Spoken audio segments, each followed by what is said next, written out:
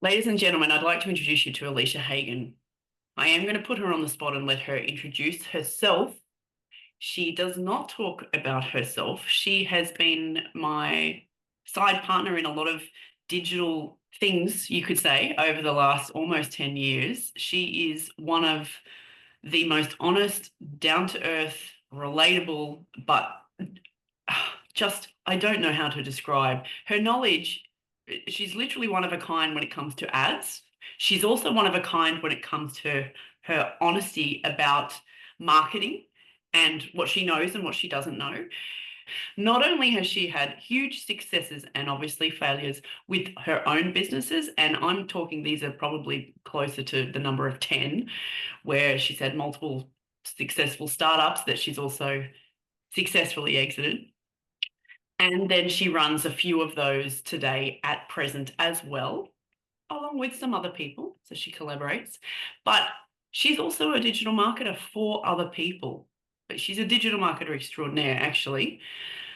And she's taken a lot of those companies from, you know, standard companies, service-based businesses, to extreme success. Alicia from Mint Peach Media, could you please introduce yourself and tell us about what you do? How would you put it in a nutshell? I guess I would put myself in the category of more marketing strategist.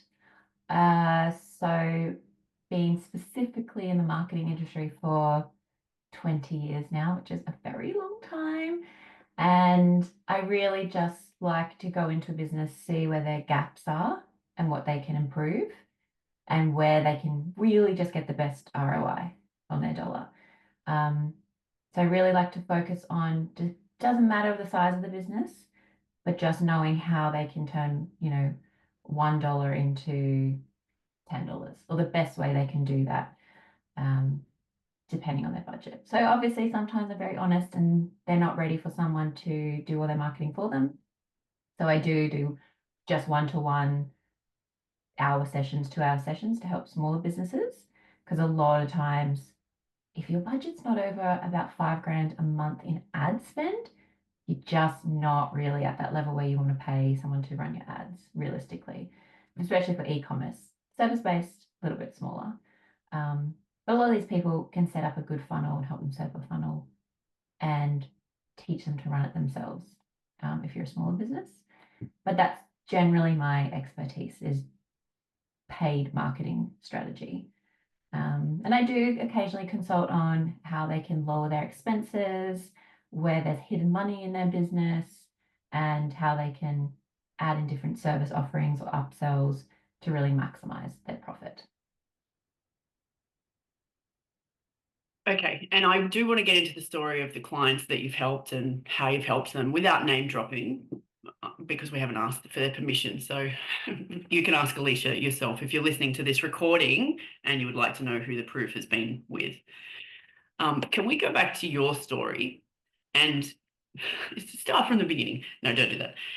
In terms of yourself as a business owner, could you just run us through the types of businesses that you've owned, started, contributed to, and then exited, almost like a resume? Yeah, yeah. So the first kind of business I ever really did was a lingerie business, which sounds really bizarre. But this was back in the day before people in China could sell on eBay Australia. So you kind of had to be in Australia to sell on Australian eBay. And I took a gamble on, I can't even remember how I found it, trolling the internet back in the day when it was in its infancy, um, and found somewhere that you could buy lingerie pieces for like $1.50, like crazy. And I was like, oh, I should just buy a box and see what they come out like.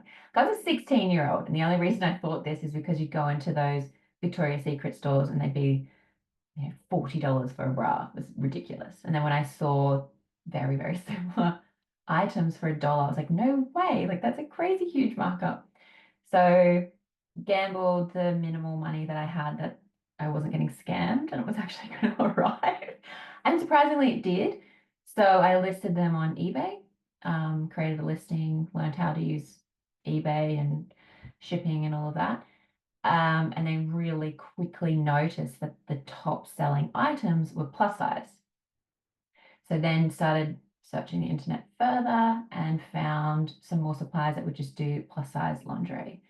And that was killing it. Like I was 16 making like thousands a week um, selling lingerie on eBay, but had only lasted about a year and a half because then the rules changed and suddenly the direct Chinese suppliers were listing on eBay Australia.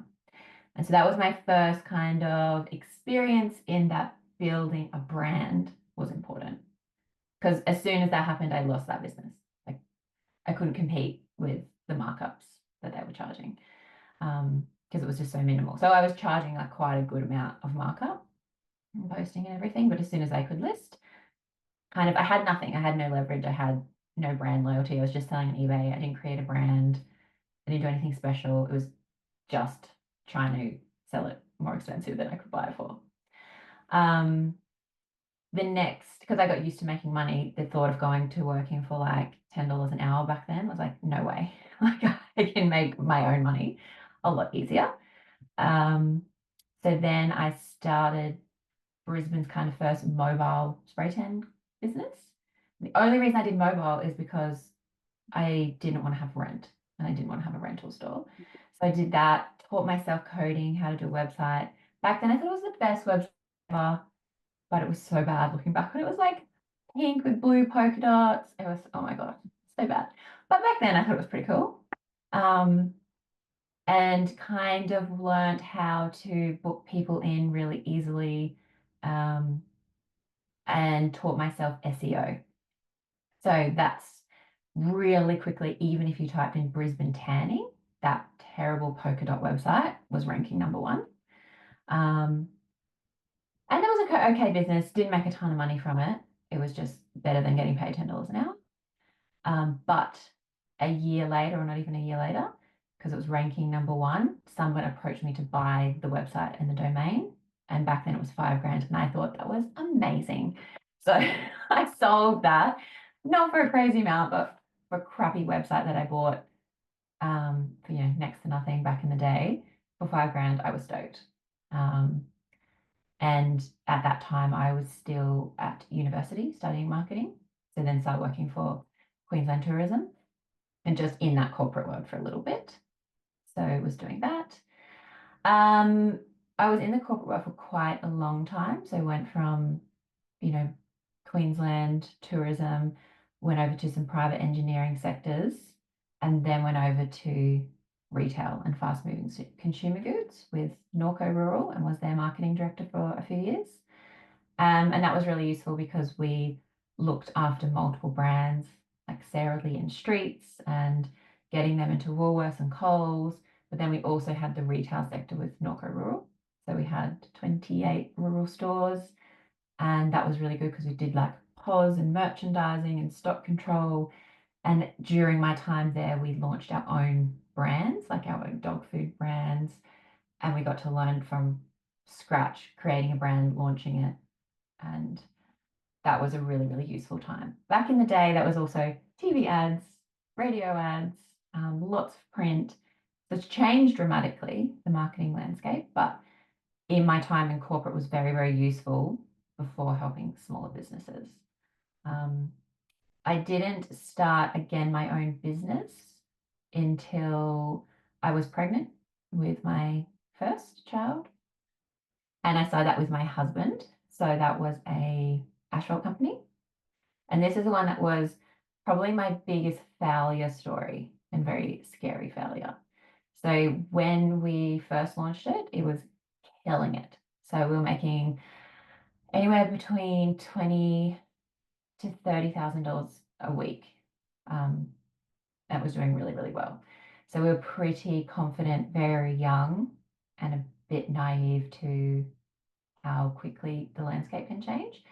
So we got offered a massive contract, which meant that we had to invest in more trucks.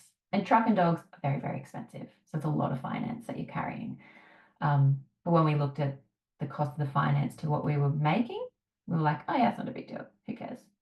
So we bought a lot of extra trucks, put on a lot of extra staff, and then all of a sudden, Brisbane's wettest season ever in history hit.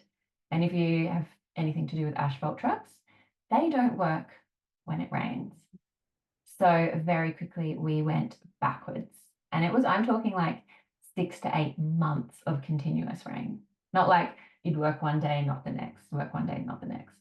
It was like months of no work funding this huge debt, like level of debt that we had. So then we had the option of trying to get a new contract and moving up to Mackay.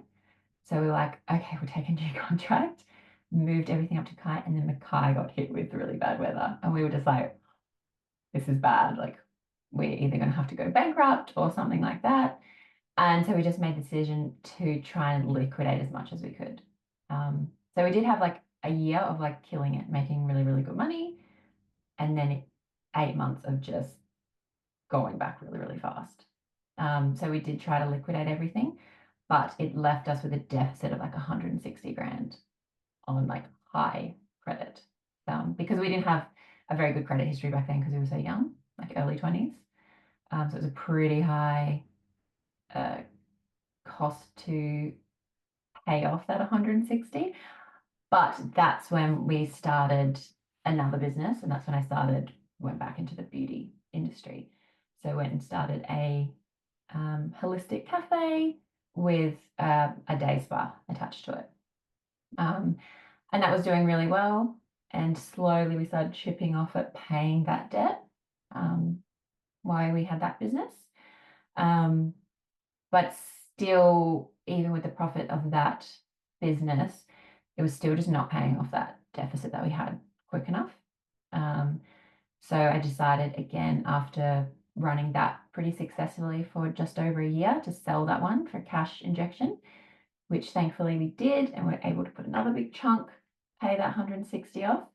And that is when I went back into marketing, but for other businesses, and started my agency back then. And that's pretty much that's what got us out of debt, is starting the marketing agency, because very quickly I got really good referrals and was able to help other businesses, and then grew the agency to where it is today. At the moment, I have a couple of businesses. So I still have the marketing agency, and my husband has High Rock, which is the engineering company. Then we have Lifestyle Steel off of the back of that, which is an e-commerce store that we just utilize all the equipment that we own under High Rock. And then with a business partner, we own Art Escape, which is an art studio that we're franchising, and a program for the NDIS called Marching Forward. And then we run Diverse Ventures under that, which is teaching ASD and ADHD teens and young adults to run their own businesses. So that is all my crazy story. I'm sure there is more. Are you sure?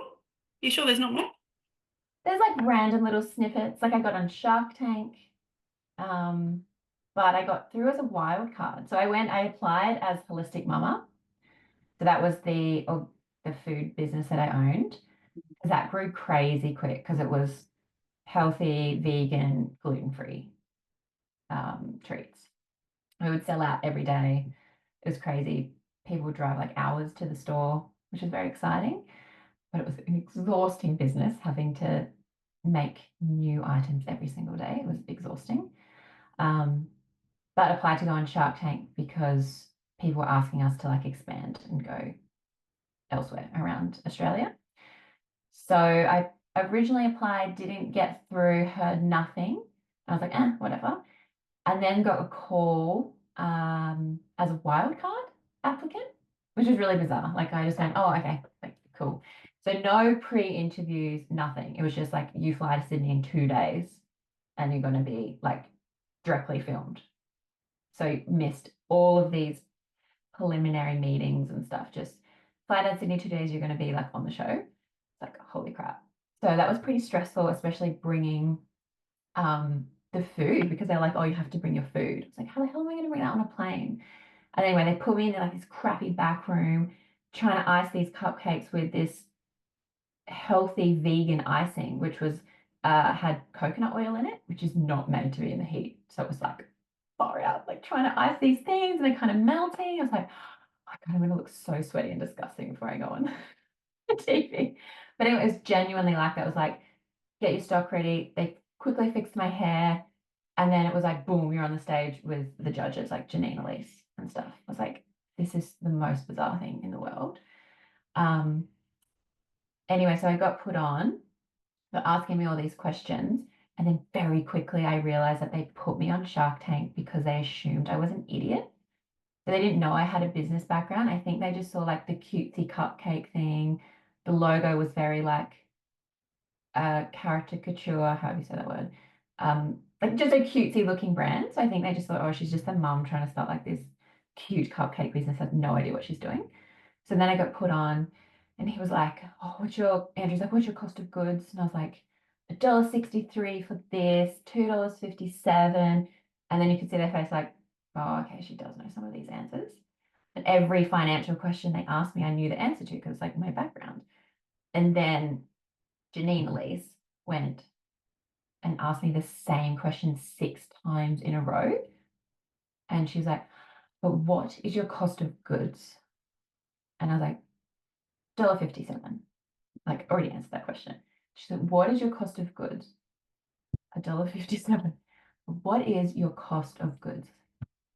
Fucking $1.57. Like, I don't know how to answer this question anymore. She did it 6 times, and I was like, I'm so sorry. I have no idea what you're asking me. And then as soon as those words came out of my mouth, I was like, oh my God, they're going to edit me and I'm going to look stupid. Because I was like, oh, it's so fake. Anyway, so that was the only thing. And then straight away I went, oh, you've made me say that so I look stupid. But I was like, I know all these figures. And then she went, what is your background? And then I explained my background and this, and they're like, ah, okay. So I was literally put on to look stupid. Thankfully, I never aired because they said I wasn't dramatic enough. Um, so which I was secretly really thankful for because I was like, oh God, you're honestly just trying to put me on the show to look dumb. But they couldn't maybe edit it enough to make it look stupid. Um, however, Andrew, who was one of the judges at the time, was awesome.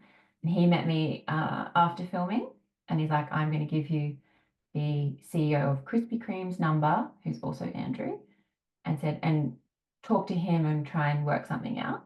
So he was lovely. He was so helpful. He spent so much time with me. We went through all the ingredients of my products. And then he went through distribution with me, went through this. And he pretty much said this could never scale to the level of Krispy Kreme. You'd never get to the level where you're doing economies of scale and you're making, 50 cents per product. And explained it was because my ingredients cost was so expensive and reliant on particular countries. So example, besan flour was in quite a few of the ingredients. And he goes, that mostly just comes from India. So if they have bad weather or something happens with transport or shipping, that ingredients cost will go through the roof. And he goes, then stuff up your distribution. So he's like, Krispy Kremes, we use flour, milk, sugar, whatever. Because we can get it from anywhere because it's just stock standard ingredients. It's like your ingredients are so bespoke and expensive that you're so reliant on the supply chain working out all the time. And otherwise it would just jump and you couldn't get that mass economies of scale to grow it. So you could always grow it to having a good job, like a good wage doing it, but you'd never grow to like distribution, which was my goal. Like I don't want to work in a business all the time. So yeah, and he was honest and very helpful. We went through trying to get Q&A, like quality control to have a facility that would be approved for gluten free, which is so much more expensive than I ever imagined.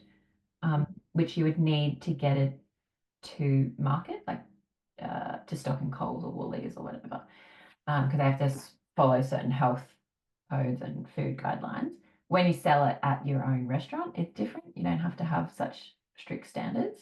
When you're manufacturing, it's very different. And then we looked at actually transport costs and getting away. It's just you have to charge like $12 a cupcake to make it worthwhile. So yeah, so he's pretty much like, do what you want with this knowledge. You can either keep trying and try and get into Woolies and Coles, or be happy with going, I'll have 4 or 5 stores and they have to make it on site, then you're very relying on staff because you're going to have trained individual staff at each location, or sell it as is. And so that's what I chose to do, because I certainly did not want to work in a food business for the rest of my life. And knowing that you could never grow up beyond a couple of stores, I was like, oh, I don't think I'm passionate about food enough to keep working in that forever. So yeah, I appreciated that lesson. It was really fun to work out, like Krispy Kremes, he was saying, to get profitable as CEO, a lot of his job was working out how the packers could pack seconds quicker to get more product out quicker.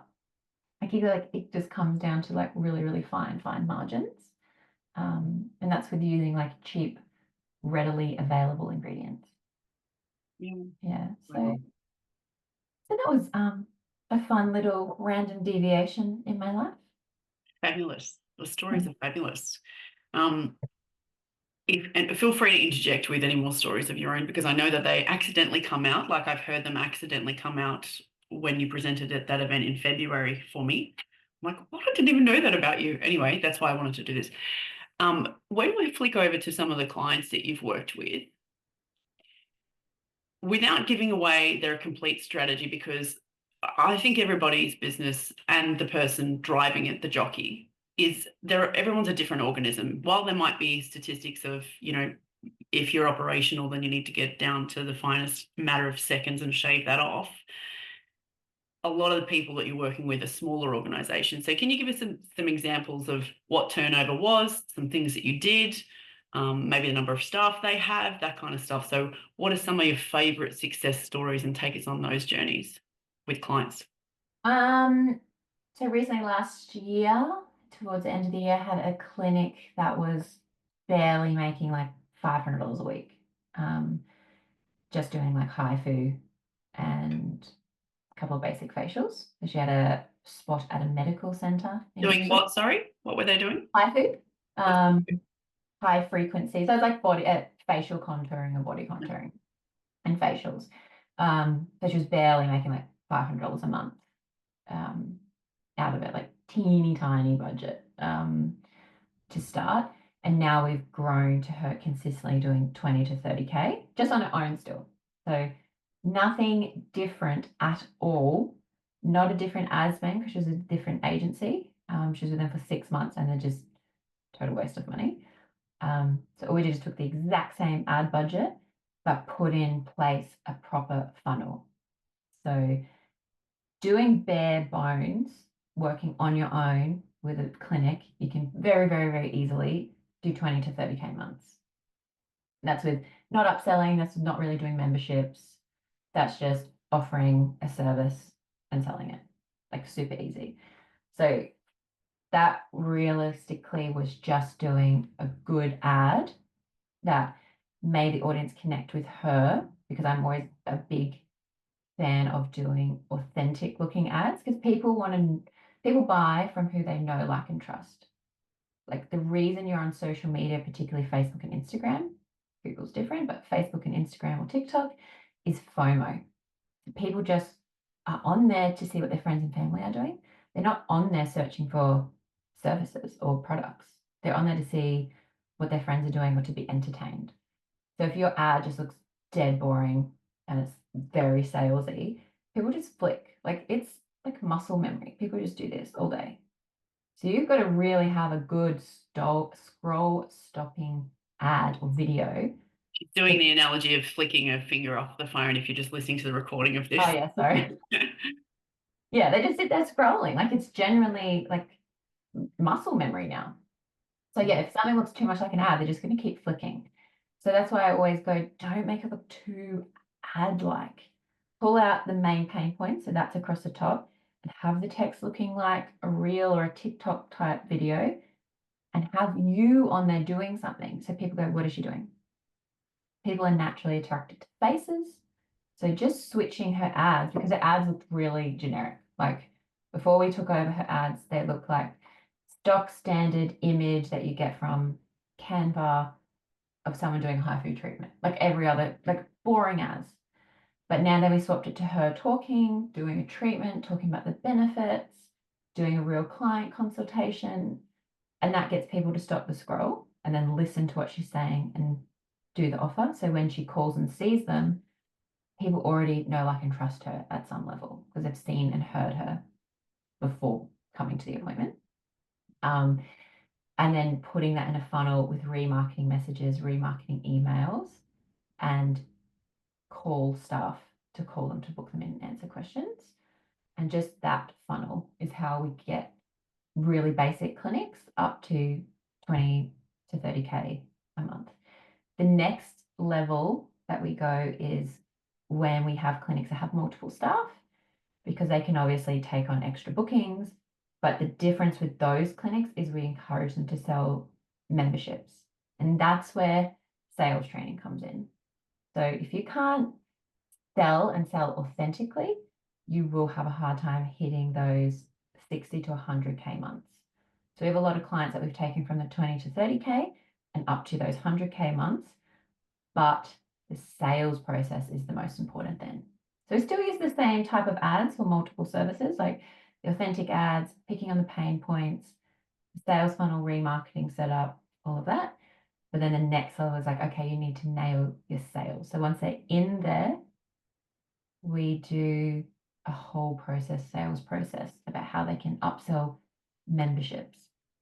And then that's the next level of growing a clinic. Because if you can nail that, you nail a long-term customer coming in. And that's the difference from going 20 to 30K to 100K plus. And that's for clinics, you say. But can you give us and I mean, I know this, but just for the listeners, can you give us some examples of the breadth of businesses that you've worked with? Because I've heard Alicia speak with these expertise to a lawyer, for example. Like, she really has a lot of different varied experiences. Can you give us some other examples? Yes, we have a lot of trades as well. Trades in my book is easy because other trade businesses are dreadful at customer service. And we don't do a lot of Facebook or Instagram for trade businesses because you don't randomly need a plumber. So even though I'm predominantly a Facebook marketer, and I will get trade business going, oh, you do really good Facebook ads, I will still go, oh my God, don't bother. Like, you could do a good remarketing ad, and I agree with doing some remarketing ads for trades, but all of it comes down to is speed of booking. So people hate calling multiple people. So this is where we've implemented a lot of AI receptionists into trade businesses, especially when they are individual, like sole traders. They're mostly, hopefully, during the day working. They can't be answering calls all the time. But if you don't answer that first call, they're gone to another company. There is zero chance that that person is going to call, leave a message, patiently wait at home for you to return the call after 5 o'clock when you finish. Absolutely not going to happen. So we've implemented this. We've implemented the AI receptionists, train them up to say, these are our services, these are our bookings. Yes, we get a lot of tradies going, oh, but I don't know when I could book them in. You can't just book them into my calendar because I don't know how long the job will take. It doesn't matter. All we do is we'll train the AI receptionists because we have a calendar in our system where they've got predominantly most of their jobs booked out so you can see gaps. The AI assistant can see those gaps and book them in at least an hour in there. Then I say, at least they're booked in. All you do then is the AI assistant says, the tradesman will give you a call later and work out how long that job may take. But for now, we're going to book in 10 a.m. on Thursday. Done. Then they're not going to keep calling people. You've secured that person. Then you can call them and say, okay, tell me a bit more about your job. Yeah, that'll probably take 3 hours. Great, make the schedule 3 hours longer. If they sound like they're going to be a crap client, you go, oh, look, sorry, we can't really help you. Remove the booking. Like, it's not a big deal. Sometimes people get really stuck on, oh, but it's booking them in and I don't know how long it's going to take. It doesn't matter. Just book them in so they stop calling other people because that's all it is. Make the sale. See, what I love as well about you is, okay, most digital marketers are introverts. One, you're not that because you like speaking on stage, although you do spend a lot of time at the computer like an introvert. But two, you understand that marketing is technically meant to lead to sales, and the sooner the better, like immediately, would be great. There's no waiting around. And Yeah. so you understand the strategy behind that. That's really interesting what you said about trades. Sorry to interrupt you. Feel free to expand and tell me about another kind of client. Then we obviously have e-commerce as well, which again is just another beast in its own. So when we do e-commerce, we generally break it down into top of funnel, middle funnel, and bottom of funnel or remarketing. So what we do is we have top of funnel is the cold audience. So people that have never heard from you, don't know anything about you, and we just want to introduce the brand and the product. So we're not necessarily expecting huge sales from top of funnel.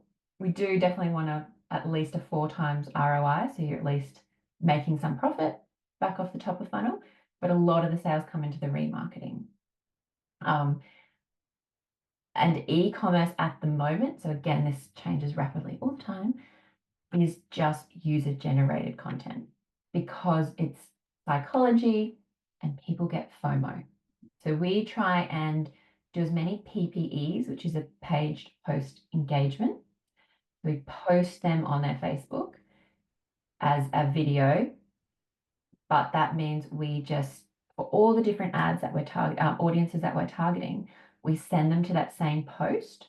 So all the likes, comments, and shares get collated and instantly creates this very popular looking brand or product. And that's why we do a PPE mostly for e-commerce rather than new ads, because if you edit an ad or you edit the audience, it removes all those likes, comments, and shares. So it's almost like you're starting again. And social media with e-commerce is 100% about FOMO. If you see a hair product, for example, you see an ad and you see like hundreds of comments and people going, oh, I love this brand, this is amazing, blah, blah, blah. Then you see an ad that's empty, you're gonna go with the one that's got all these likes, comments, and shares. And so many of those comments and shares, like we can make a brand look super freaking popular with no sales at all, because all we will do is pay for people to comment on that PPE and instantly make it look super popular. Like it's smoke and mirrors. Mm. So you do still have to be super, super careful when you buy and check genuine reviews and things like that. Because as a marketer, I can tell when they've paid for comments as well. And you can tell when they're authentic and things like that. Mostly because you can see if their genuine feed on their Facebook is empty. Yes, if it's a new Yeah. Facebook ID that's commented on it as Yeah. well. Yeah, because real brands generally post a lot on their feeds and it looks more real, but you can launch a really popular brand in like a week. Like basic Facebook page, really good PP, send some comments to it before you launch the ad, and then run with that. Mm. Um, and then you can pay for user generated content. So we usually say to the company, look, you need to invest money into UGC content. So I don't really work with influencers that much. It can work, but it is, I put in the realm of a bit of a nightmare to deal with. UGC is way, way easier because you can go on things like B-roll. Sometimes we organize our own UGC models to do reviews, and you know you're 100% going to get the content. Influencers can get busy and then not deliver it and take forever to deliver it, not do a very good video. And it can get really murky. In saying that, I'm not saying it doesn't work. Like we've got instances where we've had someone promote one of the products and you do notice like an immediate jump in sales. Like it does work, but the organization of it is tiring. And if you're going to pick a strategy, I wouldn't have your one strategy be influencer. I'd have it like everything else working good, send off to a couple of influencers, and if it works, awesome. But I wouldn't have that as my top pick if I was trying to launch something. It's just an awesome add-on because if it does work, it is awesome, and you do see the immediate jump in sales. I guess it could go in the category of the expression never work with kids or animals. Put the influencers in that category if it's just a little Yeah. bit of an unknown. Yeah, I think it's more like you don't want to rely on it. Yeah. Like if you're relying on it, it becomes very, very stressful. If you're looking at it like that would be so cool if it worked out, then it's fine and do that strategy.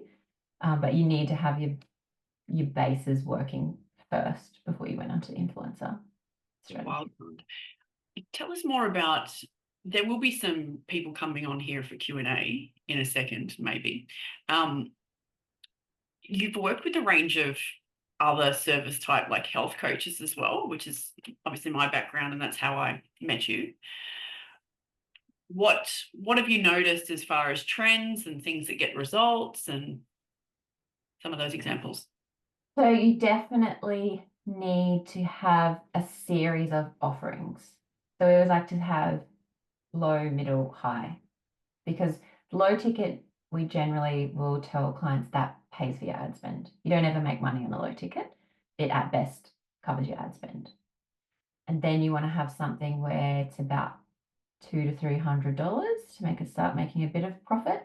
And then a high ticket program, which is a few grand that you can sell into and run like that. High ticket generally works better with a launch date.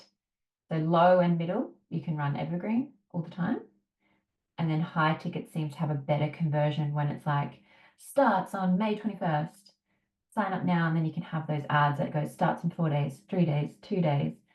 And you have a cohort of people that go through it at the same time. That works really well. Just creates that urgency. Plus you can do your cart closing. That works well. Yeah, the whole FOMO thing. I know you don't like to brag, and I know we haven't asked your customers if you can name drop, so let's not name drop. She really is the person behind. Alicia is the person behind a lot of big names and a lot of big launches that you've seen. Can you give us some examples of ballpark figures? And because it doesn't always work out and everything is a very educated opinion, and Yeah. that's what she is. She's a professional in that sense. What are some examples of successful launches that went from this to this to this So in this terms year of we just figures? recently did a launch for a course, and we do have open close day. We did increase the price this year by 20%. And so it's always a challenge. Can you maintain or increase your sales when you increase the course price? And this year, let me just get those figures. So the ROI. By the way, if you're listening to this and you actually want to work with Alicia, you can. You can contact her via the details that are near this video or recording somewhere. And if you want to have the one-on-one and actually get the evidence of this, then she'll do that. But we're definitely not going to publicize it publicly. Just saying. Yeah, so this launch we just did, the ROI overall was at 525%. So that's like an ROI of 5.2, which doesn't sound super high, but these are massive numbers in like the millions. So she made a lot of money during that launch, with increasing the price this year as well. So that was a really, really great launch that we had this year. And we weren't even sure if we were going to get the numbers from last year because it's a funny market at the moment. Like a lot of people are saying they don't have extra money. It definitely wasn't like a necessity course or anything like that, but we just focused on the pain points that people are experiencing at the moment, which is, cost of food, time, time management, and that really triggered it. So the last couple of years, you probably didn't actually have to try that hard. It was a quick, like, this is the course, join. It would honestly wasn't that hard. This year was very strategic, very like, this is how much your weekly food shopping is going to be if you get this course. This is how much time you're going to save, and very specific measurements of if you do this course, you will save X. If you do this, you will experience this exact thing. Whereas before, we could have just made more fun ads like, this is so delicious, blah, blah, blah, blah. But now people really want to know what is the exact benefit I'm going to get if I give you my hard earned money. So, in that sense, marketing is harder now because you really have to know your customer. You really have to know what are they going through, that's their struggles, or how can you help them, and you really want to show them that you are the answer to that problem. And that's all it is. Before we I really was just thrown something up and got sales. interesting. I think it's harder if you're not good at it, but Mm. you seem to be surviving all right because you get your clients a good result to the point where I did write on the post before this interview when people come on for Q&A, no, you can't hire it because I don't want to share you with anyone. Um, and I know that you're very busy and you have two small children still and still do this. Any other examples of coaches and launches? That's another one. A recent one. So we've done a few memberships. And this one took a little bit of playing with to get to work. So we did try to do it as a once-off course, and it just wasn't getting the results that we really wanted. But it was probably a very high price point for a particular niche, which is more of like the spiritual area. Um, and they don't have as much money to invest as like the business niche or something like that. So it was a few $1,000s to do this course and training. And we were just finding like people really wanted it and couldn't afford it. So we kind of went to the thing of like, okay, let's totally flip this on its head and turn it into a monthly membership. Um, that, if you do, is a different business model altogether. It's not an easy switch. The reason with memberships is you need to almost create like a cult mentality. Like people will not just pay to be in there to have access to the course, but they will pay there to be in the group and with the other people in that group. That's what they're really paying for. When you do a course, they're honestly just paying for the course and the outcome. So it's a little bit of an easier sell because it's like, do the course, be done, goodbye. When you're doing a monthly membership, it's easier to get higher numbers, but to maintain that is tricky. And that's where it's you need now it's like, okay, now she's got a assistant in that group helping drum up conversation and responding to people. She's got to respond to people now, but then it creates that good longevity and referral. So it is a totally different business model, a bit more hands-on, but then you can get higher numbers. And that's where we're at now. So now it's working, but it's a monthly membership because people are enjoying it, during the conversations in the group, connecting with like-minded people. Because once you leave the course, you get kicked out of this group. And it's like really a safe space for people part of this community to really talk about like things that they're experiencing, their worries, their troubles, building each other up. Like it is a really nice community. So if you leave the course, you don't get access to that group anymore. And that's even how like a lot of in back a few years ago when we we're doing health coaching, creating that like the mummy shakes, getting them into that group, and they'd stay on like a monthly subscription to their mummy shakes and also get access to their group. And if you stopped your subscription, you got out of the mummy group.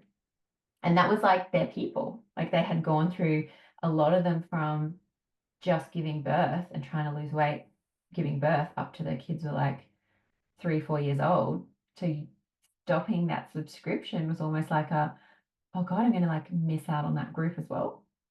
So that's also becomes a part of the psychology of membership launches.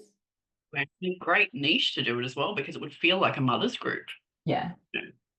yeah, yeah. Yeah, it is definitely a good niche to focus on. A lot of work to focus on because Yeah, I'm it's constantly dramatic. thinking like actively launching every month, Yeah, which the former me would have been very happy to do. yeah. And then they did Um, weight loss mum of the month and all of that stuff. So you'd win like $100 if you're weight loss mum of the month, and um, that worked really well. Can we talk about the speed of tech and obviously AI? And you mentioned voice receptionist or assistant or Hmm. something before, just for a couple of minutes. Like, where do you see all this going, and how do you fit into it? How does it fit in with your clients, or what are any of your thoughts on that? I think it's going to be an incredibly wild ride over the next 2 or 5 years. Um, I think a lot of jobs will be put out. with AI. And I think the gap between people that utilize AI to their advantage versus the ones that lose their job over it is going to be huge. So you can look at it like it's amazing because there's going to be a lot of people that use AI and make millions from it. And then there's going to be a lot of people who put their head in the sand and really get screwed. So it depends what way you're looking at it. Like for me or clients, I go, you have an incredible opportunity in front of you to save a butt ton of money on very menial jobs, make more profit, uh, scale your business faster and easier. So in that sense, it's amazing and useful. And I think if you can manage AI like almost an employee, it's brilliant. But I think if you're not quick enough to pivot to something, it is going to be the demise of some people. Mm. So that is a funny debate. Yeah, I think you just need to really actually embrace it because it 100% is not going away. Mm. Um, but that is also why I have invested in the business, the Artiscape business, because AI can't replace that business. Mm. It is about human to human bonding, and that won't go away. So Mm. that's where now I've like diversified a little bit to go, honestly, the marketing agency might be the one to tank because design, marketing, all that, the AI is probably going to do a bloody good job at telling you exactly what to do. So in reality, I'm going, I have to think that people might not need marketing people anymore because it's going to be trained to look at everything and tell you exactly what to do. So instead of going, oh my God, I'm just going to ignore the fact that that might happen, I've gone, okay, what business is AI proof or how can I um, change my agency to incorporate AI rather than putting myself out of a job? So right now, putting together a program about how to put in AI, like how to incorporate AI into your business. So instead of me going, I'm going to do your Facebook ads for you, because honestly, I don't think people are going to need me in 2 years' time. I think it will be void. Like it'll be, you sign up to a program that's going to create some freaking good ads for you and target exactly who you need to target. So, but people won't know how to do that. So now I'm pivoting to go, I'll just start teaching people what I've learned. And then at the same time, Artiscape is AI proof, and I'll try and grow that business more. And then also, Diverse Ventures and Marching Forward is human to human. So that is NDIS social connection. So that they wouldn't even get the funding if they didn't do a social connection, because that is all about using your NDIS budget to help you do things socially with peers and friends and out in the community. Mm. Then I want to grow into like camps and survival things and just trying to think of what's AI proof. Because honestly, you won't need a marketer in a couple of years. Mm. Very smart, forward thinking. Yes, anything assistant like seems to be admin going by the wayside. Um, I can't thank you enough for giving me your time. I'm going to make sure that course and everything else that you've spoken about with regards to how to get in touch with Alicia is near the recording of this interview somewhere so that you can contact Alicia. Do you want to verbally give us your um, website, how people can get in contact with you? It is mintpeachmedia.com.au. Or you can just find me on socials, Alicia_Hagen_official at for Instagram. And then Facebook is facebook.com mintpeachmedia. Thank you so much again for your time. We're going to bring some people on for some Q&A. Okie dokie. Thank you for joining us. Folks, we are doing Q&A with the tech guru that I've just done a podcast episode with. Her name is Alicia Hagen. She's from Mint Peach Media. She's a Facebook ads expert. She's a Google ads expert. Technically, she's actually a marketing / business and sales expert. And trust me, I don't say that lightly. I don't interview people because they ask me to interview them. I have almost a decade of working with this phenomenal human, and I keep saying I don't like to share her contact details because I don't want anyone else to have her because she's too busy. She's not too busy. She's amazing. So we will make sure her contact details are near this recording somewhere. But this part of the recording is actually so that some people could jump on live and Q&A so you can actually hear what the best answer might be. So we're going to go around the table with some people that are online at the moment. Whoever's first to unmute themselves can be the first person to ask a question of the people that are on the call. Hey, hi. Thank you so much, Alicia. What would you suggest currently the most progressive and simple to use project management tools as we move into, the rest of 25 and beyond for a team that's starting up again, but is also aware of and has used tools before? Yeah. So I prefer Basecamp. That is my favorite tool. But we've worked with businesses that use Monday really, really well, which is very in-depth and customizable. So I think Monday is really great. It just was probably overkill for what I needed. Asana is good and I think more basic if you're doing project management. But yeah, I would definitely look into Basecamp just because for what we wanted to do with clients, you can add in the client to Basecamp, you can hide certain conversations and folders from them. So you just have internal staff ones. It loads up documents, you've got tick sheets, it can notify the client when they need to do something with reminders and a calendar, kind of like you need to do this by the 22nd, and then it will send them a reminder that they need to do that and submit that, or you can do the same thing for staff. And then there's a little chat box in Basecamp as well, like you break up into clients and then you can just have internal conversations with staff about it. You can give the client access to the chat as well if you're wanting to just brainstorm ideas in there. But Basecamp for what I needed was the best project management tool. But I think Monday is also a really good option. I'm just not an expert on Monday, but it looks amazing and it looks like the integrations of Monday are very accessible. Sure. So you've integrated client support through Basecamp. And when you talk about the chat, is that a voice? Is there a capacity to do voice memos in there as well? Because what we're looking at is potentially using Voxer alongside Asana. Oh, yeah, yeah. Okay. Let me check. We don't use voice notes that much. So I do. I use WhatsApp and I use Asana, just saying. So, but Oh, because we're okay. overseas, we do WhatsApp with each other. Well, I do WhatsApp, they type, and I use Asana because it's simple and I have to use simple. But Alicia uses Basecamp with me, so then I have to go in and tick it off or something. But that doesn't mean I have to start a Basecamp account. If I couldn't get Oh, my head okay. around it, I like Asana. Yeah, Just it Yeah, doesn't have okay. like an option just to immediately put in a voice note. So if that's something that you're after, yeah, probably Yeah. Asana. I really like to, I find, and we find it quite efficient to be able to give voice than to type, and can talk through things and give a bit more of a, there's a bit more feeling to leaving a voice message that typing doesn't quite get.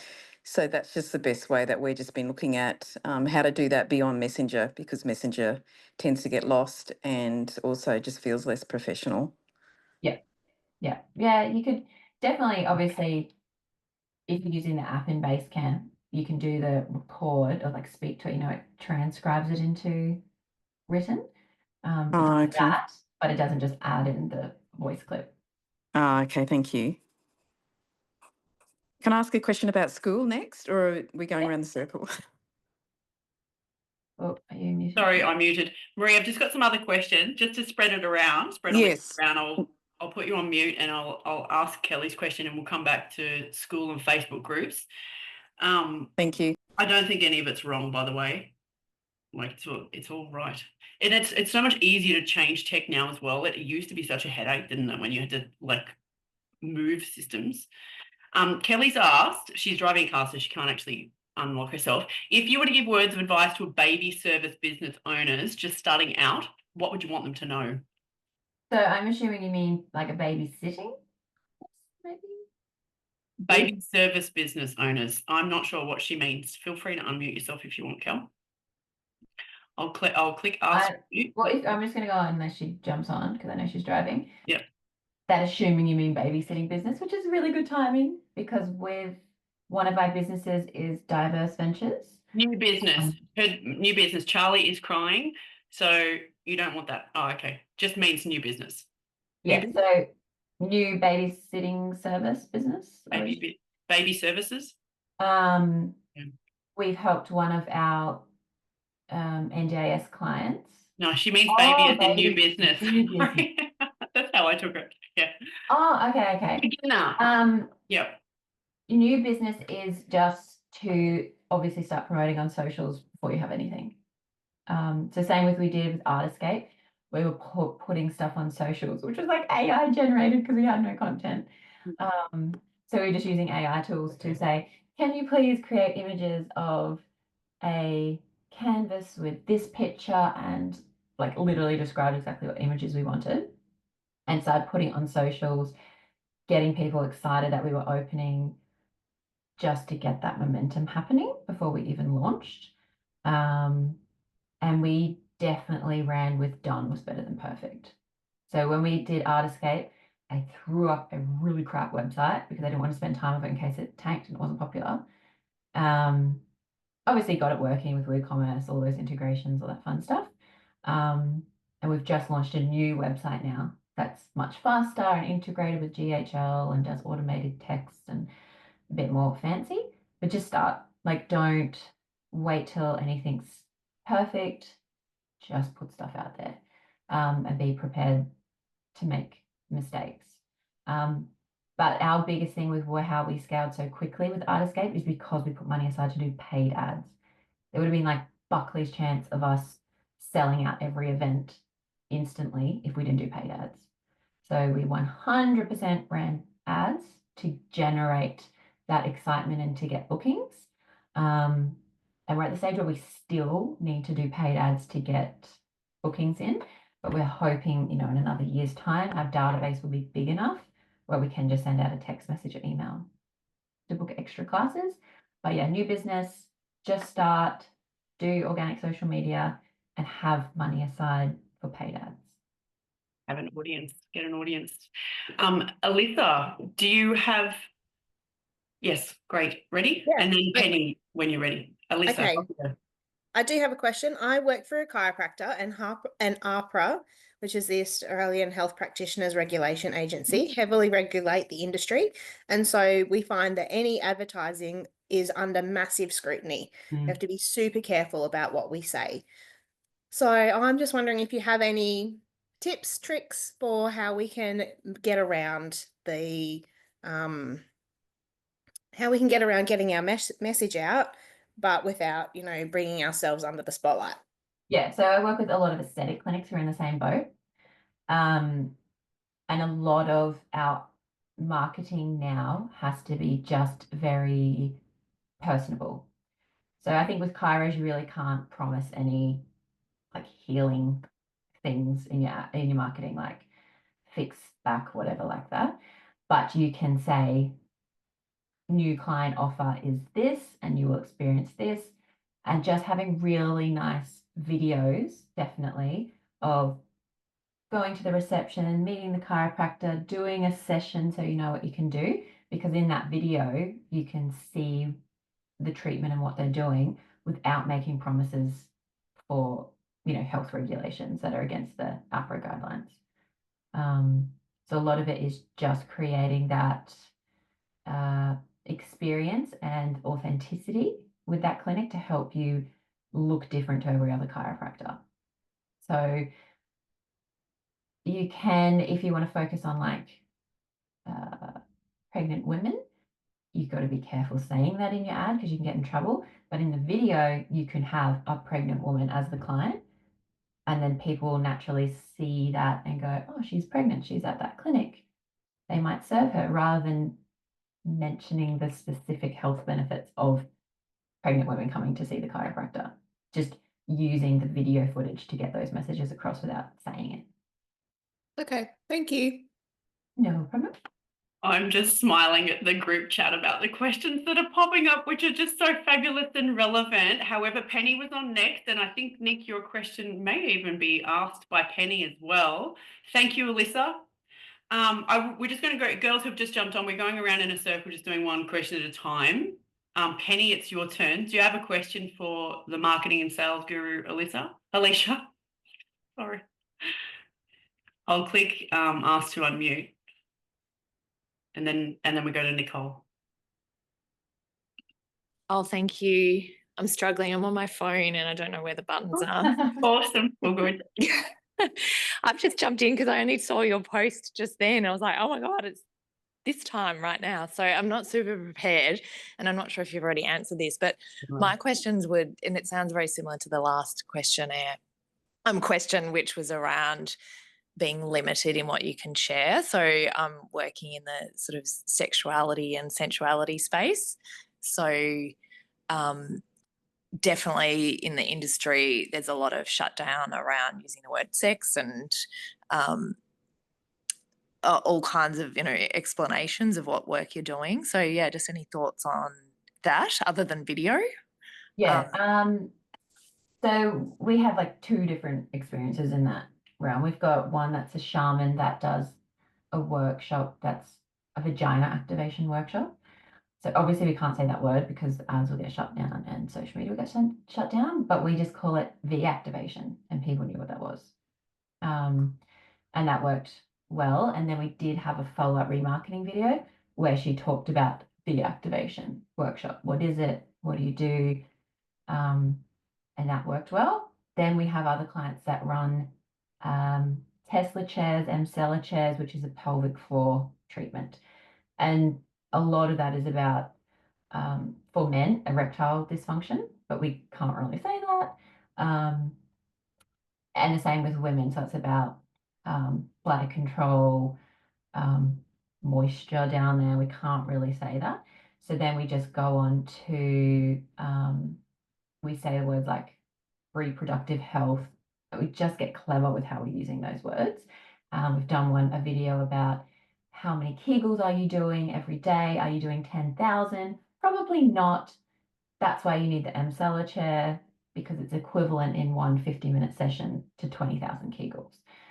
So that people know why you do a Kegel, and that's not going to get pulled up. You don't have to say exactly the issue that they have, if that makes sense. Yeah. Yeah. So you just kind of get clever in going, okay, people understand what this is versus like saying it outright.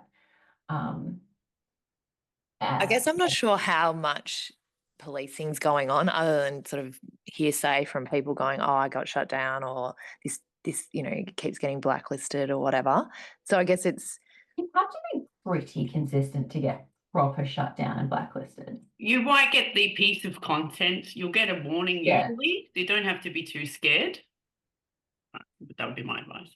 Yeah, well, I mean, I use the word sex in my stuff, but I'm never getting warned. So I'm like, what's going on? Why am I not getting warned? Or am I just not being shown around?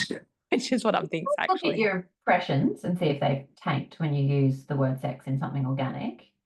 Paid ads, again, you can check your impressions and if you're getting a reach, because you can run it against something where you haven't said that word and you can see if you're getting a cheaper cost per 1,000 impressions and a better reach versus an ad where you've said that and are they limiting you? And we just monitor it that way. If we go, oh, they're charging us like a fortune to say that word, we'll cut it and go with the ad that doesn't say that. It gives us a cheaper cost per acquisition.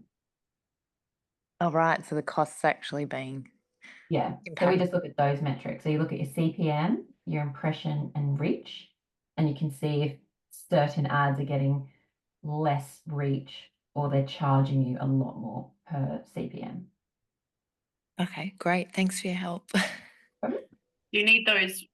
Do people want those words explained? Because possibly, unless you run ads, you don't. unusual, yes. Unless the you. CPM is cost per 1,000 impressions. So when you look at your stats of your Facebook ads, you pretty much get charged to be in front of people because it's real estate. There's only a certain amount of real estate in Facebook and you get charged just to be on the feed. So different to Google where you pay per click, Facebook and Instagram, you pay just to be in front of that on that person's feed. And the cost can vary dramatically. Like you can go $8 cost per 1,000 up to like $120 or more cost per 1,000. So generally we run around $20 to $40 cost per 1,000 impressions. And if you get that cost down, you're going to reach more people with the same ad budget. And that's where you want to really look at your cost per 1,000 impressions, because that's how far your ad dollars are going to spend. So say your budget is $20 a day, but it's costing you $30 per 1,000 people. That means every day less than 1,000 people are going to see your ad. And then you need to know traffic. So you need to know, once I show 1,000 people my ad, 40 or 50% of those people go to my website, and then I'm converting at 10%. So I need to get my ad in front of 10,000 people to get 5 sales a day. It's just math at that stage. Yeah. So you look at how many people you need to show to get that traffic to convert at this amount. Awesome. Thank you. The perfect question, actually. It leads into Nicole had a very similar question. Thanks, Penny. I'll pass over to Nicole's question and we can go around in the circle again. Nick's typed it in, but I'll let you ask Nick. I'll press ask to unmute. Can you unmute yourself? I can. I'm just going to have a little look around. Bear with me. Oh, Okay. All right. Great. So one of the offers that sort of sits within the ecosystem of our course, or as my course, is called Money, Voice and Vagina. So the three kind of taboos. I was going to say, it's a great topic to try and get past. I know.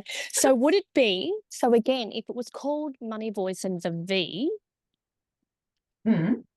you're saying the V will pass as opposed to, you know, and everyone knows what the potential V is. So is there anyone or anything, if we ask chat, is chat a good reference point to say, to scan it and say, I think this will get through, or I don't think it will get through? Like where and what is the mechanism for us to double check things rather than, you know, getting on a call like this where we're not certain what will pass and what won't?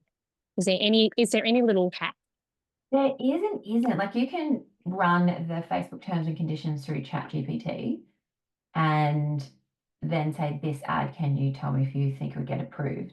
However, sometimes I still push the envelope and I know one ad we're running is 100% against terms and conditions, but I try and be sneaky and go, oh, even if I can get it to run for a week, I'm going to try and smash it, because I know that they give you a warning. They're not going to just randomly shut your account down. They do it if you repeatedly do it.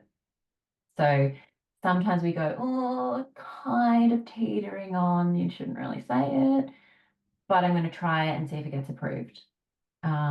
Okay. Yeah, it's just worth it, because sometimes if you get one through even for a week, you can get a lot of traffic to that ad before they can it, and then you go, oh, okay, I'll change it. But, and so if there's different parts of your business that have kind of different conversations, so for example, if one of the conversations has got the word V in it, and then the bulk of your business doesn't really talk about that, talks about business, is the business classed as a whole? Is the business categorized and judged? So is the cost per ad relevant to the ad, or is it applied to the business as a collective? it would go to the ad account. So say you wanted to safeguard yourself against having ad accounts shut down while the business one's running, I would just have 2 different ad accounts, because you can run different ad accounts to the same page, no problem. But Perfect. I would create it into 2 different ad accounts. Amazing. Thank you. I'm just, you know, in the evolution of what we want to end up teaching, there's going to be a lot of conversation about women and sensuality, like similar to Penny, but bringing that into business and what happens in a woman's body in order to biologically feel trust and therefore create success. So I can imagine some of our things, even though they're not going to verge, there's not going to be a lot of V conversation, but it will teeter on the edge of it because it talks about our body. So just getting some of those guidelines. All right. And then just make sure both of those ad accounts have access to the same pixel. Yes. Because you can still, if both ad accounts are going to the same page in Instagram and Pixel, you can still do remarketing in either or ad Okay. campaign. Share them. Amazing. Okay, incredible. Thank you. And then Maria's got all my other questions. Interesting question, Nick. It's like your strategy business brain, and you've met the new tech version of strategy business with Alicia. I'm excited for you to ask her more questions. Elisa, do you have another question, or am I up to Maria? Please forgive me. Go to Maria because she has got questions. Yeah. Maria, yeah, we've started with Maria. I think it's your turn, Maria, and then Elisa, then Penny, then Nick. Maria, are you ready? Yeah, okay. So, hi. So, Alicia, I'm wondering about school, the emergence of school with Hormozy and that as a community platform, right? We love that it's gamified. We love that it can house content as well, particularly if you want to give free content into a community group that can be, really nurture them in long form, so that it's they stay within the community and they really have a lot of touch points and get to know, like, and trust. Wondering your thoughts on the projection of school and your thoughts on school as a community platform. Of course, we want to, for our paid members, we'd want to put the paid content in Go High Level, right? That's where we're heading to next. And how would this compare to, for instance, having a Facebook group in your mind, and what would you suggest? So with some clients, we find the Australians are very lazy with the uptake of school. So one, we've actually just moved back to a Facebook group because we found the uptake of students signing up to school really, really low, but they're predominantly all Australians. Americans seem a lot more okay with using school. So it depends where your market is. Right now, Australians just kind of seem like they just don't want another app or another thing to sign into. So yeah, we've moved one back to a Facebook group, and that's doing much, much better, just for accessibility and a higher uptake. Definitely for free groups, I would still stick with Facebook because it's easy just to get them in and upsell. Paid, because they're paying for content, you can get them over to school, the Australians. But yeah, it's just funny we just still have that bit of barrier to getting yet another app. I think the school tool itself is really, really good. But yeah, just the uptake of Australians is a lot lower than you would hope for compared to the Americans. Yeah, I'm definitely over the school notifications, to be honest. I know it it notifies you every time there's a thing in there. I just want to delete the app. And then we find people turn off the notifications and then miss stuff anyway. The thing about it is it has a gamification, right? Which is a big part of what we do as part of our methodology. However, do you see that this might shift for Australians, or do you feel, and also do you feel that school's going to get more common and more the thing because Hormozy is driving it? Or do you have any other thoughts on that? Yeah, potentially. I think on average we're pretty much like 2 years behind, which could speed up because we are entering a very heavy AI world. So tech's becoming more and more common. But yeah, right now the fact is Australians are much slower on the uptake of school, and we just weren't getting those touch points that we were getting in the Facebook community groups, and we weren't getting that engagement happening that we normally get from the native free Facebook group. In your aspect, because you're so heavily reliant on gamification, you might be different. Whereas in this clients and a couple of other clients, theirs was just social connection and creating that constant chatter, which was easier in Facebook. If yours is more goals based and they have to do X, Y, Z each week, school will probably be much better for you. It's just you're going to have to constantly have reminder touch points, maybe an SMS or email, or even in Facebook to say, don't forget to access your whatever in school and complete your thing to get points, or however your program works. You just will have to have those backups in the traditional methods to keep pushing them into school till it becomes almost like a muscle memory. Yeah, okay, thanks, Alicia. And I can see Kate saying, could you have both? It's a bit a double thing though, isn't it? Managing a Facebook group and a school community. You're going to be setting up automations through the CRM anyway, so Yeah. will be taken out of it. So it will be a little bit different to how it is now, where it's not Okay. needed. Yeah, right. But, Yeah. Yeah, because I've seen that Go High Level also has gamification as well, where it sends out automated emails once you reach a certain milestone. You can set that up. Yeah, I think GHL still has a lot of work to do on that community aspect. I still, like, as much as I love GHL, I don't love their community aspect a lot. And I haven't seen anyone yet say they've really successfully run a community on the GHL option. So I'm not saying it won't Yeah. get to that stage because they are constantly changing and No, improving. I was just saying through email though, that apparently you can trigger things through email if they reach a certain point as a gamification component. I haven't played with that aspect, to be honest. Yeah, I was just asking Chatty about it, ChatGTP, Oh. and it was saying you could do that. Yeah, I'm not sure. I could look into it. I know you can definitely send automated emails when they complete a thing in a course. Yes. Yeah. But keeping up with their changes is a full-time job, so they may have added into gamification recently. But yes, I'll definitely look into it. Yeah, we want to actually reduce women's overwhelm by having them complete a certain level and then get like a dopamine hit of satisfaction by being notified you've reached that. And also even put in homework or home play to say they've done a certain amount before they go on to the next part of the course to be opened. Otherwise, there's that sense of just moving forward too fast and not doing anything.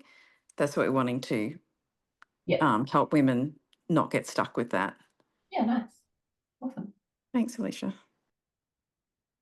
Miss Penny, are you ready? Alisa has said that she's happy to just listen for now. Penny, do you have any other questions? I'm happy to hear Nick and Maria's ones actually, because we're all kind of in the same boat in a lot of ways. So yeah, if they've got questions, I'm happy to hear those. Thanks. Awesome. Just to honour Alicia's time as well, we'll go for another 7 minutes to 11:40. Nick, did you want to unmute yourself? Do you have another question, or Maria? Go to Maria. Okay. Miss Maria, any questions that you have, obviously other people will have as well. Feel free to ask away. Okay, so I can't see the questions I asked, so I'm just free falling. I can type them if you. I can tell you if you like. Yeah, I know it's about ads. So, yeah, I know, Alicia, you're all over ads. I can tell, and I've certainly had hit and miss experiences with them, and mainly running campaigns. But I'm actually more interested now in the idea of boosting more natural reels, for example, as a way to engage people, not necessarily to a lead magnet, but to maybe follow and start then sending them to long form on YouTube. So I'm just wondering, what would you say about boosting reels, and any sort of thoughts on that? And then potentially retargeting after that, but just wanting to move in more softly with women so that they get the know, like, and trust, and looking at the option of boosting Instagram reels. Yeah, so we never boost. Can I ask, Maria, sorry to interrupt, are you asking to boost because it's easier for you to press a button and it's a little bit cheaper in your mind? Is that why? Actually, no, I've had evidence from a mentor as well that this is a system that has shifted things. I know for me, yeah, it's a little while ago, but I was using campaigns, and the more and more flooded the market was getting, the more and more the costs just skyrocketed. I'm also aware that things need to be changed up and all sorts of things, but I'm just doing a different approach, really coming in more with warming people up with, come follow me, that sort of thing, through like a boosted Facebook, Instagram Reel or Instagram Live, that type of thing. I know it's being done, like one of our mentors is doing it. So just wondering if you had any thoughts on that. Yeah, so we do very similar. So it could just be terminology that they're using is slightly different. Yeah, possibly. We don't boost a post just because you get less control of what the objective is and you get less stats, and we use a PPE strategy. So all that means is it's still an organic post, but we're running ads to that organic post, which means we have control over, do we want them to focus on pushing them to that post so they send us a message? Do we want them to still hit a website link? Do we want just engagement on that post? And if we do it as an ad, as a PPE campaign, it just means I can have more control over what I want the outcomes to be of boosting that organic post. But I never Amazing. just hit that boost button because I want to have control over what I want the outcomes to be for that money. Amazing. And what does that stand for, PPE?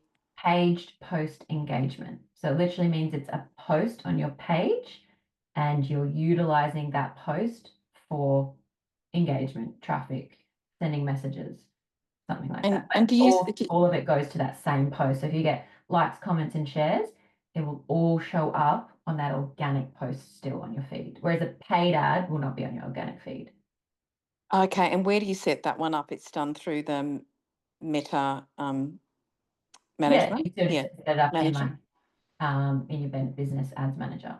Yeah, Instead Ads of Manager. Yeah. create ads, you say use existing post, and then you use the existing post and it selects from all your organic feeds. Okay. Great. Thanks for that. No problem. Really good question, actually. And Alicia was just referring to this in the podcast interview because we were talking about, well, she was giving examples of e-commerce businesses and how you need user-generated content because you need the testimonials that are underneath a piece of content. So you need that one already good piece of content to go. Yeah. Yeah. And it's more natural too sometimes, isn't it? It doesn't look as staged.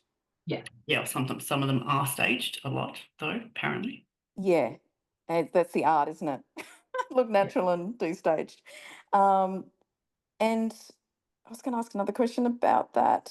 So have you tried boosting as well, Alicia, or because that's like 3-click step, right? I know you want to have more control by doing this, but have you done that as well? Just wondering.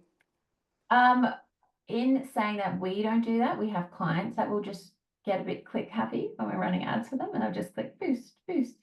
And I always end up pausing them because it's just doing nothing. Like you can see in the stats, the click-through rate's crap.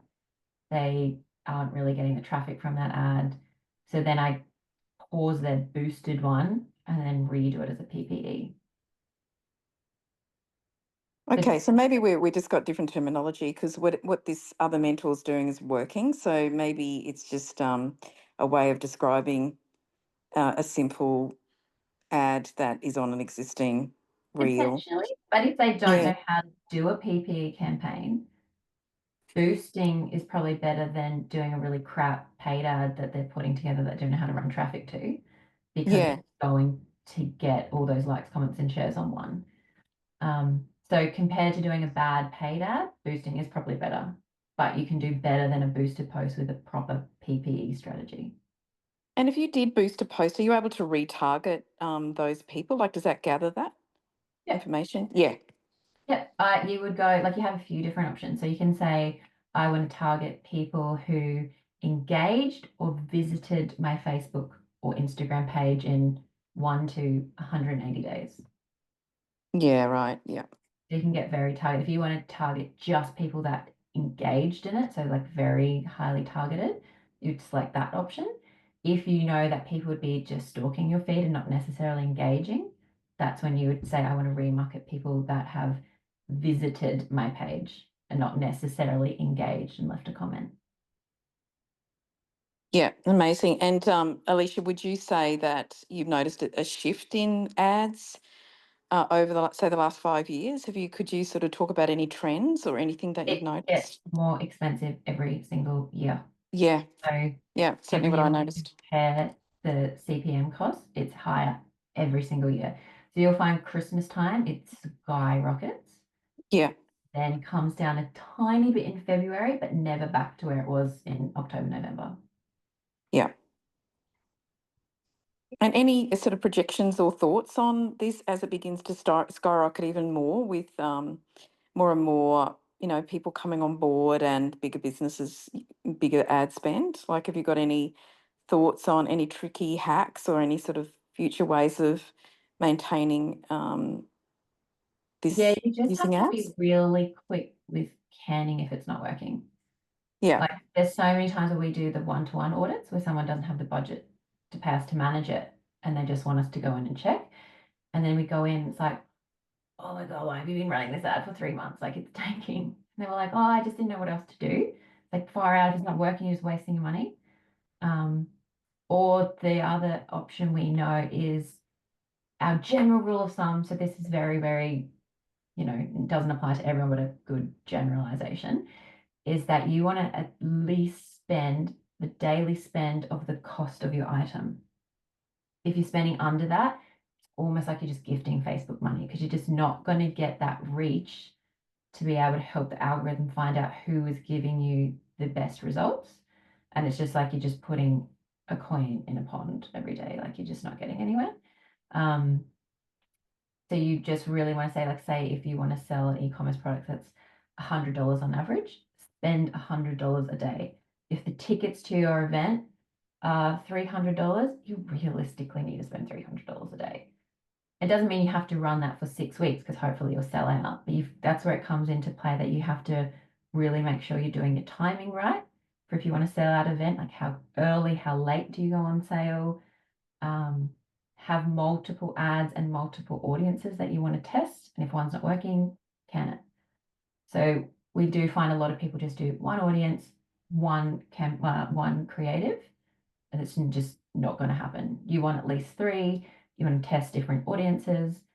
We also check audience overlap before we run ads, because if 2 of your audiences are the same, there's no point running those ads separately or those audiences separately. So yeah, before we create our ideal audiences that we want, save that audience, then we go into audience overlap and we check which audiences are overlapping. If they're overlapping, we combine them. By the way, she's completely transparent. She will actually teach you to do this as well, potentially in your own consults. Yeah, incredible. Yeah, a lot of people just don't have the budget to pay an agency. It's just economies of scale. A lot of small service-based businesses would cap out paying a retainer for an agency. So that's why it's just doing one-to-one consults and going, fix this, do this. Most of them are fine, especially for service-based businesses, because if you find a really good ad that works, ideally you can just leave it running until it doesn't. So yeah, you can get pretty lucky with a good ad. Yeah, thanks, Alicia.